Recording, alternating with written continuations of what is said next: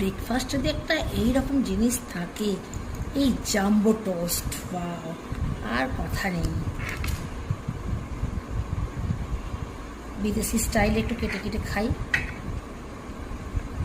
যতই কেটে খাই হাতের মতো কিছুই নাই। এই যে অর্ধেক উঠছে অর্ধেক উঠছে না।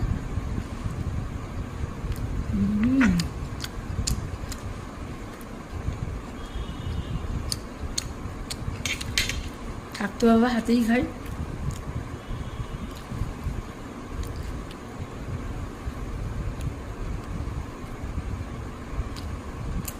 হাতেই শান্তি।